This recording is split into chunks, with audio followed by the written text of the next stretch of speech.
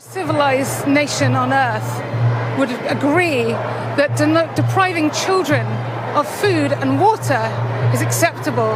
I'm here because I'm a human being, and anyone with a conscience believes that a civilian population should never be punished in this way. It's collective punishment, it's a war crime.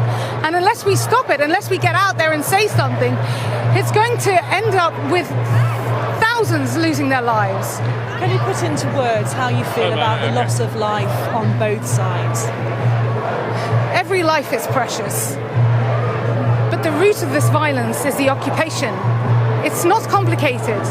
It's a settler colonial state imposing apartheid and oppression on an indigenous people.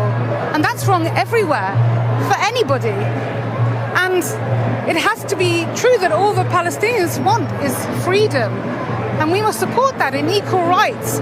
And I stand up here, I'm so pleased to see so many of my brothers and sisters with big hearts who know the truth.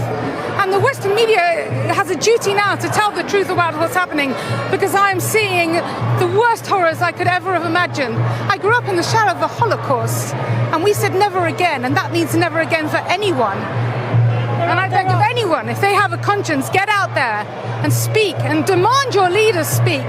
There seem to be, of course, deep divisions on either side, but you've come out today and you were telling me earlier that this is about being a human, a fellow human being. I'm so thrilled to be here among my brothers and sisters who can see the truth, despite all the propaganda and the lies and the bias and the prejudice that we see in the Western media. It has been, quite frankly, an appalling week.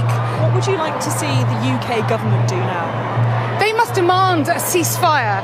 They must demand that Israel stop bombing children and stop burying them under rubble. They must demand a humanitarian corridor so aid and medical supplies can get in. They must demand they have electricity. They must demand that there is food and water. This is an emergency now, a crisis, and people must rise to it.